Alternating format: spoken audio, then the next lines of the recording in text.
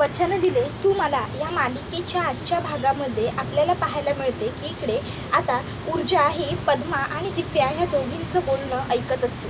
तर आता पद्माला दिव्या सांगत असते की तू विक्रांतबरोबर लग्न कर आणि ही गोष्ट पद्माला अजिबातच मान्य नसते. पद्मा म्हणत असते दिव्याताई अहो काय काय बोलताय तुम्ही, हे तुमचं तुम्हाला तरी कळतंय का? अहो हा विक्रांत ह्याच्याशी लग्न नाही नाही मला नाही शक्य आहे. त्याबरोबर मग आता लगेचच पद्माला दिव्या म्हणू लागते दिव्या अगं असं काय करतेस, मी तुझ्या भविष्याचाच विचार करते आणि म्हणूनच तुला सांगते ना विक्रांत बरोबर लग्न कर. अगं जर तू विक्रांत बरोबर लग्न केलंस ना तर तूच सुखी होशील, तुझं भलं होईल. तो विक्रांत तो किती श्रीमंत आहे ते तर तुला माहिती आहे ना, मग म्हणून सांगते ऐक माझं, त्या विक्रांत बरोबर लग्न करण्यामध्ये तुझा फायदा आहे आणि अगं मी तुझाच फायदा बघते. त्याबरोबर पद्मा म्हणत असते की नाही ताई माझा फायदा नाही, अहो ऊर्जाताईचं काय? त्याबरोबर मग दिव्या म्हणते अगं काय त्या ऊर्जाचं, तुला न्याय मिळवून देण्यासाठी तिने काय काय नको नको ते केलं, पण त्या सगळ्याचा काही उपयोग झाला का? आलाच ना शेवटी तो विक्रांत शिर्के बाहेर.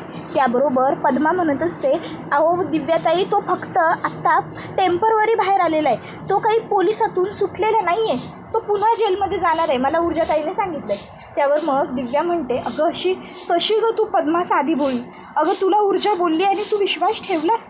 अगं कितीही झालं ना तरी ते जे दिग्विजय शिर्के आहेत ते किती मोठे आसामी आहेत तुला माहिती आहे ना. मग अगं त्यांनी आत्ता जसं विक्रांतला सोडवलं तसं ते पुढे जाऊन नाही तर सोडवू शकत.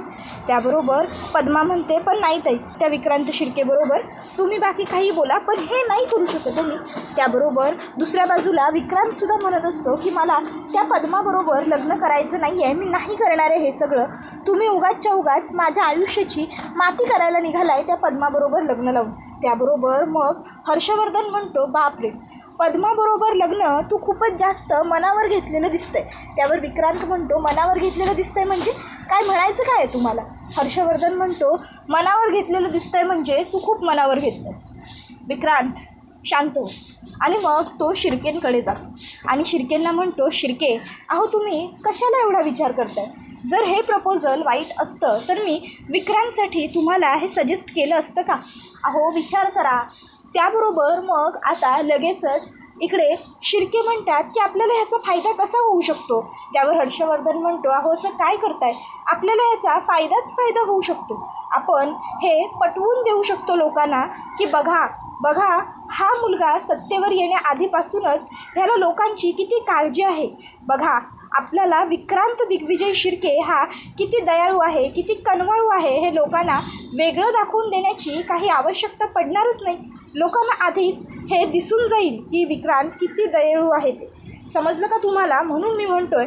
त्याबरोबर दुसऱ्या बाजूला इकडे पद्मासुद्धा म्हणत असते की नाही ताई मला नाही जमणार त्या विक्रांतबरोबर लग्न करायला, मी नाही करू शकत हे सगळं, सॉरी.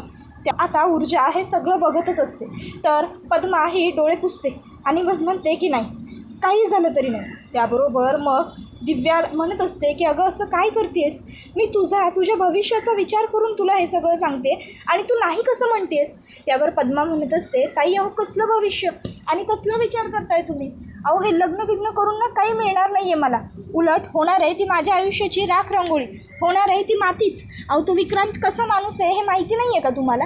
त्याबरोबर मग दिव्या म्हणत असते अगं हो मला माहिती आहे, पण आता तो तुझ्याबरोबर जर लग्न करत असेल तर काय हरकत आहे?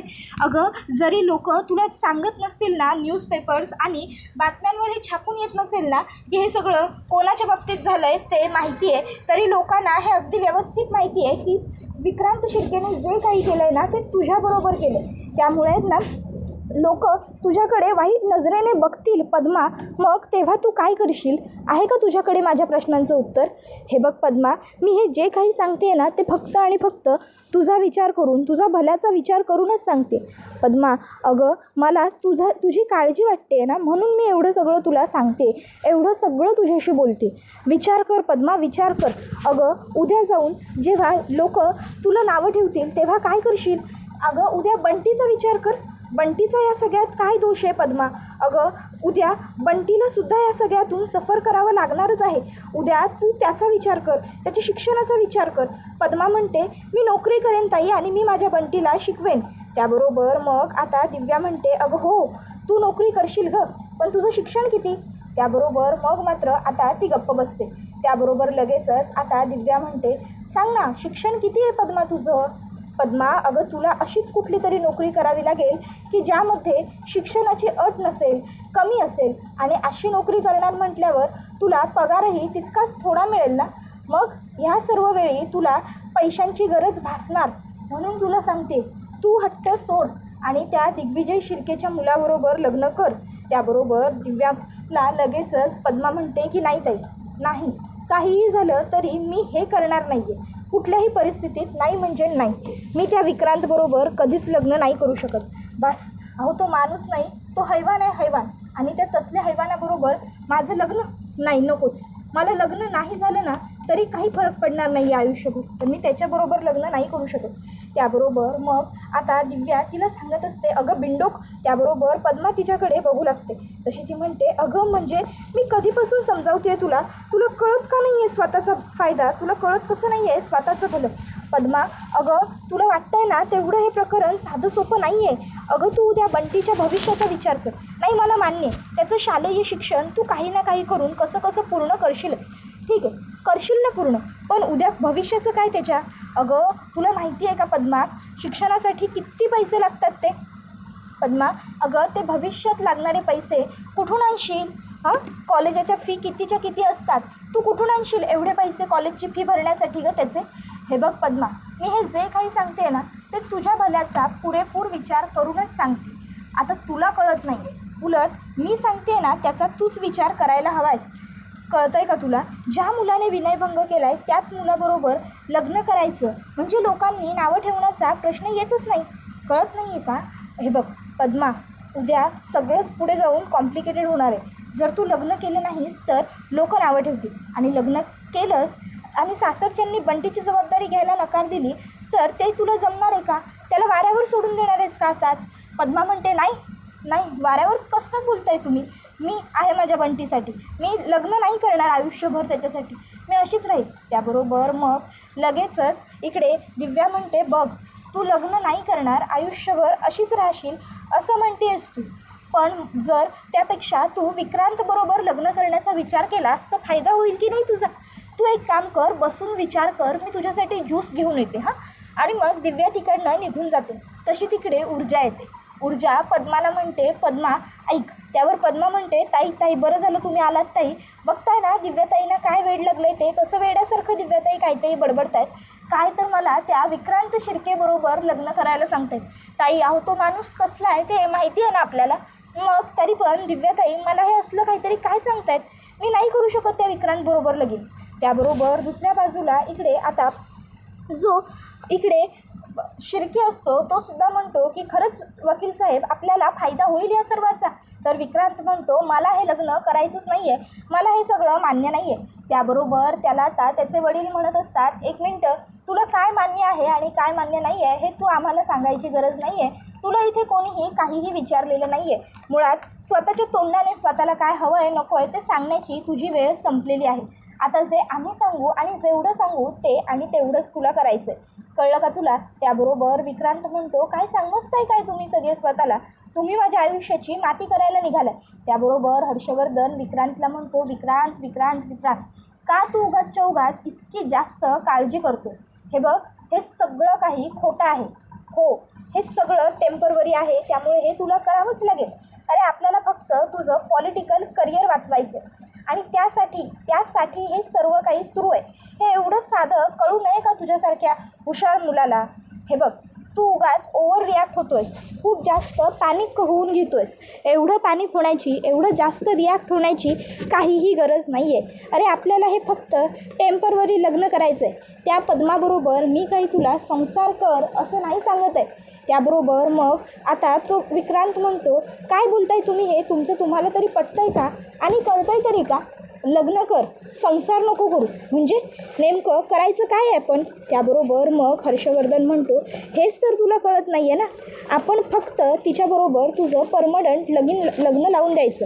एकदा का लोकांना तुमचं लग्न झालेलं दिसलं, लोकांचा तुझ्यावरती विश्वास पटला की त्यानंतर मग आपण रीतसर हे लग्न मोडायचं. Marriage is over Vikrant. त्याबरोबर विक्रांत म्हणतो हे सगळं म्हणजे, त्याबरोबर आता हर्षवर्धन म्हणतो हो हे सगळं असंच होणार आहे. कळतंय का तुला? हे लग्न वगैरे सगळी नाटकं आहेत. हे सगळं टेम्पररी करायचं आहे आपल्याला, फक्त लोकांच्या मनात तुझी नीट अँड क्लीन इमेज तयार होण्यासाठी. विक्रांत लक्षात घे, फक्त आणि फक्त लोकांनी तुला किती तू दयाळू आहेस, किती तू चांगला आहेस हे म्हणायला हवं. ह्यासाठी हे सगळं काही आपल्याला करायचं. एकदा का लोकांना ह्या गोष्टी पटल्या की त्यानंतर मग कोण पद्मा, कुठची पद्मा, कळलं? हे सगळं मी तुझ्याच फायद्यासाठी, तुझ्याच भल्यासाठी करतो. तर दुसऱ्या बाजूला पद्मा ऊर्जाला म्हणत असते, ऊर्जाताई अगं काय काय बोलतेस तू हे त्या विक्रांत बरोबर आणि माझं लगीन? अगं नाही ताई, तो कसा माणूस आहे हे तुला पण चांगलं माहिती आहे आणि मला पण. अगं नको, मला लगीन बिगीन नाही करायचं आहे त्या माणसाबरोबर. त्याबरोबर ऊर्जा म्हणते पद्मा ऐक माझं, हा खूप मोठा डाव आहे या लोकांचा, त्यामुळे मी सांगेन ना तसंच करतो. तू हो बोल, हे लग्न करायला तू तयार आहेस असं सांग. त्याबरोबर पद्मा म्हणते अगं नाही नको ताई, मी नाही आहे तयार या लग्नासाठी. त्याबरोबर ऊर्जा म्हणते की हे मला माहिती आहे, तुला माहिती आहे, फक्त आपल्याला माहिती आहे. आता मी जितकं सांगते ना तू तितकं ते आणि तसंच कर. तू सध्या काहीच बोलू नकोस, फक्त मी बोलते तेवढं बोल. तू या लग्नाला तयार आहेस असं दिव्याला वाटायला हवं. तू दिव्याला सांग तू लग्नाला तयार आहेस. त्यावर पद्मा म्हणते नाही ताई, अगं मला नाही करायचं आहे त्या विक्रांत शिर्केबरोबर लगीन, तुला कळतं आहे ना. त्याबरोबर ऊर्जा म्हणते पद्मा हे बघ, काळजी करू नकोस, तुलाही चांगलं माहिती आहे आणि मलाही त्या विक्रांतला तुझ्याबरोबर लग्न करण्यात किंवा तुझ्याबरोबर संसार करण्यात काहीही इंटरेस्ट नाही आहे. हे सगळं काही तू जे बोलला आहे ते सगळं एक नाटक आहे, नाटक. आणि म्हणूनच आपण त्यांचाच डाव त्यांच्यावरतीच उलटून लावायचं आहे. कळलं का तुला? तू उगाच खूप जास्त टेन्शन घेऊ नकोस, खूप काळजीसुद्धा करू नकोस. मी आहे ना, तू फक्त मी सांगते तितकं आणि तसंच कर. तू या लग्नाला होकार दे पद्मा. त्याबरोबर पद्मा म्हणते ताई अगं पण. त्यावर ऊर्जा म्हणते पद्मा तुझा माझ्यावर विश्वास आहे ना. त्यावर पद्मा म्हणते होय, 14पेक्षा पण जास्त. त्याबरोबर ऊर्जा म्हणते हां मग झालं तर, मग मी सांगते तेवढं कर. तू लग्नाला होकार दे, कोणीही यायच्या आत लवकर. हां मी जाते. आणि मग ती जाते. त्याबरोबर दिव्या तिकडे येते. दिव्या विचारते काय झालं पद्मा, तिकडे का बघतेस, कोणी आलं होतं का? त्यावर दिव्या म्हणते नाही नाही, मी तुम्ही म्हणताय त्याचा विचार करत होते. त्याबरोबर मग लगेचच ती म्हणते बोल काय विचार केलास तू पद्मा? त्यावर पद्मा म्हणते दिव्याताई तुम्ही जे म्हणायला आहे ते बरोबर आहे, मी विक्रांतबरोबर लगीन करायला तयार आहे. त्याबरोबर हे ऐकून दिव्याला खूपच जास्त आनंद झालेला असतो. म्हणजे अगदी काय करू आणि काय नको इतकाच आनंद आता इथे दिव्याला झालेला असतो. दिव्या म्हणते खरंच तू इतक्या लवकर म्हणजे खरंच तुला आवडलं हे? वा वा वा, खरंच तू का उत्तम निर्णय घेतला आहेस म्हणून सांगू का मी तुला पद्मा? अगं तू खूप हुशार आहेस, तू खूप विचारपूर्वक हा निर्णय घेतलेला आहेस. अगं मी तेच सांगत होते ना तुला, हे सगळं तुला बंटीसाठी करायचं आहे. शाबास शाबास. त्याबरोबर मग ती म्हणू लागते की बरं ताई चला मी निघते आता. त्याबरोबर मग आता दिव्या म्हणत असते अगं थांब ना, एवढी का घाई करतेस? त्यावर पद्मा म्हणते ताई प्लीज जाऊ दे आता, मला बाद झालं आता, मला इथं कोणीतरी येईल त्याच्या आधी मला इकडनं जायला हवं ना, म्हणून म्हणते जाऊ द्या. त्याबरोबर मग दिव्या म्हणते अगं नाही थांब ना. त्याबरोबर ती म्हणते की ऐका ताई, तुम्हाला आता यापुढे जर माझ्याशी जे काही बोलायचं असेल की रे ते तुम्ही माझ्या घरी येऊन माझ्याशी बोला, पण आत्ता इथं नको, आता इथून मला जाऊ द्या बस. इथं मला आता आणखीन नका थांबवून ठेवू, तुम्ही घरला या. आणि मग त्यानंतर लगेचच पद्मा ही तिकडनं निघून जाते. दिव्या विचार करते वा वा वा दिव्या वा, खरंच तू किती हुशार आहेस, किती हुशारीने तू त्या पद्माला ह्या सगळ्यासाठी तयार केलंस. आता सासरेबुवांकडनं तुला एक आणखीन एक्स्ट्रा पॉईंट मिळणार. सासरेबुवा तुझ्यावरती अगदीच खुश होऊन जाणार. वा वा, काय मी चांगलं काम करून दाखवलेलं आहे असा ती विचार करत असते. हे सगळं ऊर्जा बघत असते. ऊर्जा म्हणते बाप रे, ह्याचा अर्थ या सगळ्यांचा खूप मोठा प्लॅन आहे. तर पण काहीही झालं तरी मी पद्माला या सगळ्यात फसू देणार नाही. तर दुसऱ्या बाजूला इकडे आता विक्रांत म्हणत असतो काय चाललंय डॅड तुमचं, तुम्हाला कळतं आहे का, तुम्ही हे काय करताय? त्या भिकारड्या पद्माबरोबर तुम्ही माझं लग्न लावून देताय. मॉम अगं तू काय गप्पा आहेस, कमीत कमी आता तरी तू यांना काहीतरी बोल, विचार ना यांना हे सगळं हे काय करतायत ते. त्याबरोबर मग आता विक्रांतची आईसुद्धा म्हणते अहो काय चाललं आहे हे सगळं, नाही म्हणजे आपल्या मुलाचं लग्न त्या पद्मासारख्या मुलीबरोबर तुम्ही का लावून द्यायला निघालाय? नेमकं तुमच्या मनात काय आहे हे मलासुद्धा कळलेलं नाही आहे. सांगा तरी किमान तुमच्या मनात नेमकं काय आहे. त्याबरोबर मग आता लगेचच ते म्हणू लागतात की हे बघ, ज्यातलं आपल्याला कळत नाही ना त्यामध्ये आपण बोलायचं नसतं. तू या सगळ्यात पडू नकोस. हे लग्न वगैरे सगळं काही खोटं आहे, टेम्परवरी आहे, टेम्परवरी, कळलं का. त्याबरोबर विक्रांत म्हणतो टेम्परवरी लग्न हे सगळं काही उपयोगाचं ठरणार नाही आहे. लोक काय एवढी मूर्ख वाटतात का तुम्हाला की लोक इतक्या सहज माझ्यावरती विश्वास ठेवतील म्हणून. नाही ठेवणार कोणी विश्वास. कळत नाही आहे का तुम्हाला. उलट त्या मुलीबरोबर लग्न लावून ना तुम्ही सर्व काही वाया घालवताय माझ्या आयुष्यातलं. त्याबरोबर पुढे तो म्हणतो आणि जर नाही झालं पॉलिटिकल करिअर तर काही फरक पडत नाही, मला नाही करायचं पॉलिटिक्समध्ये करिअर, मी काहीतरी माझं वेगळं करेन. त्याबरोबर आता मात्र शिर्के चिडतात. शिर्के म्हणतात हो, तुझं काहीतरी करशील. जर तुझं काहीतरी करण्याची तुझ्यामध्ये एवढी धमक असती ना, एवढी जर तुझी हिंमत असती ना, तर मला तुझ्यासाठी मुळात काळजी करण्याची काही गरजच नव्हती. पण तू काही करत नव्हतास ना, म्हणूनच माझ्यावरती ही इतकी काळजी करण्याची वेळ आली, समजलं ना. आणि ओ तुम्ही काय सांगताय काय करायचं आम्ही आणि काय नाही ते. चिरंजीव जेव्हा रात्री उशिरा पार्ट्या करून घरी येत होते, रात्री 4-4 वाजता झिंगून येत होते, तेव्हा कुठे होतात तुम्ही. कुठे होतं तुमचं लक्ष. हां, तेव्हा मस्त निवांत झोपत घोरत पडला होतात ना. आणि आत्ता तुम्ही आम्हाला सांगताय आई म्हणून तुम्ही काय करायचं आणि काय नाही ते. हे बघ विक्रांत, तू आत्ता काहीही बोलू शकत नाहीस. आम्ही जेवढं सांगतोय आणि जे सांगतोय ना तुला तेच करावं लागेल. हे बघ, अरे पूर्वीच्या काळात राजे महाराजे लोकसुद्धा त्यांचं राज्य वाढवण्यासाठी, मोठं करण्यासाठी तिथल्या राजकन्येशी विवाह करायचे की नाही. मग आता आपण हे पॉलिटिकल साम्राज्य, आपलं जे राज्य उभं केलेलं आहे ते राज्य आपल्याला वाढवायचं आहे, टिकवायचं आहे. त्यासाठी फक्त तुला हे लग्न करायचं आहे, समजलं ना. हे लग्न एक नाटक आहे, कळतंय ना तुला. मग तरीही उगाच कशाला तू इतका जास्त ओव्हर रिॲक्ट होतोयस. या सगळ्याने काहीही निष्पन्न होणार नाही आहे, समजलं का. त्याबरोबर मग आता तो म्हणत असतो की तुम्हाला कळत नाही आहे का डॅड. त्याबरोबर आता लगेचच दिग्विजय शिर्केला त्यांची बायकोसुद्धा म्हणू लागते, हो काय चाललं आहे तुमचं. एवढ्या मोठ्या पोराचं लग्न त्याच्या मर्जीविरुद्ध कसं काय लावायला निघालाय. त्याबरोबर मग दिग्विजय शिर्के म्हणतो मग मी काय करू ते तूच सांग. या मुलाचं लग्न नाही लावायचं तर काय करायचं आहे मी. त्याबरोबर मग आता लगेचच इकडे आता त्याची बहीण म्हणू लागते अर्पिता की बाप रे, अहो डॅड पण तुम्ही हे सगळं करायला निघालाय, पण तुम्ही एकदा तरी त्याच्या वकिलांबरोबर म्हणजे हर्षंकलबरोबर बोललाय का. हर्षंकल याच्यावरती काय म्हणाले. त्याबरोबर मग लगेचच आता विक्रांत सांगू लागतो की ही सगळी आयडिया आहे ना त्या हर्षवर्धन जहागीरदारांचीच आहे. त्यांनीच हे सगळं डॅडच्या मनामध्ये भरवलं आहे आणि म्हणून हे सगळं डॅड करायला निघालेत, कळलं का तुला. त्याबरोबर हे ऐकून ती म्हणते काय, हर्षवर्धन अंकलने हे सगळं सुचवलं. Oh my God. त्याबरोबर मग दुसऱ्या बाजूला इकडे ऊर्जा पद्माला सांगते, पद्मा तू एक काम कर, तू या लग्नाला होकार दे. पद्मा म्हणते ताई अगं काय बोलतेस तू हे सगळं. त्यावर ऊर्जा पद्माला सांगते, पद्मा हे बघ, त्या विक्रांतला तुझ्याबरोबर संसार करण्यात रस नाही ही गोष्ट जशी आपल्याला माहिती आहे तशी त्या सगळ्यांनासुद्धा माहिती आहे. त्या सगळ्यांनासुद्धा हे व्यवस्थित माहिती आहे. पण हे सगळं काही त्यांनी रचलेलं एक नाटक आहे. मग जर त्यांनी हे नाटक रचलं आहे ना तर आपण त्यांचं नाटक त्यांच्यावरतीच उलटवून लावायचं. त्याबरोबर मग पद्मा म्हणते ताई खरोखर हे सगळं होऊ शकतं का. तुला वाटतंय तेवढं हे सगळं सोपं आहे का. त्यावर ऊर्जा म्हणते पद्मा तू काळजी करू नकोस, मी आहे तुझ्यासोबत. आपण दोघींनी मिळून जर हे सगळं व्यवस्थित करायचं ठरवलं ना तर सगळं नक्की व्यवस्थित होईल. तू कशाला काळजी करतेस, मी आहे ना. तर दुसऱ्या बाजूला हर्षवर्धन दिव्याकडे एक आता फाईल देतो आणि दिव्याला सांगतो याच्यावरती पद्माच्या सह्या घेऊन ये. दिव्या विचारते की सासरे बुवा हे कसले पेपर्स आहेत.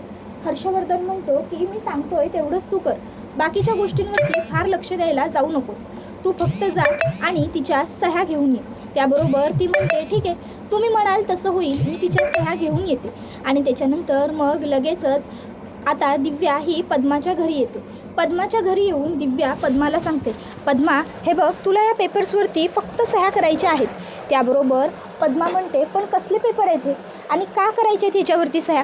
त्याबरोबर त्या ठिकाणी ऊर्जा येते आणि ऊर्जा म्हणते मी सांगते हे बघ. आणि मग ती आता तिथे त्यांना काही पेपर्स दाखवते. आता ऊर्जाच्या हातात कसले पेपर आहेत हे तर दिव्या आणि पद्मा दोघींनाही माहीत नाही आहे. आता नेमके ऊर्जाच्या हातात कसले पेपर्स असतील आणि ऊर्जा काय घेऊन आली असेल हे जाणून घेण्यासाठी आपल्या चॅनलला सबस्क्राईब करून ठेवा आणि बेल आयकॉनसुद्धा आठवणीने प्रेस करा. चला तर मग प्रेक्षकांनो, आजच्या पुरतं इथेच थांबूया. पुढचा व्हिडिओ येईपर्यंत या व्हिडिओचा छान पद्धतीने आनंद घेत राहा.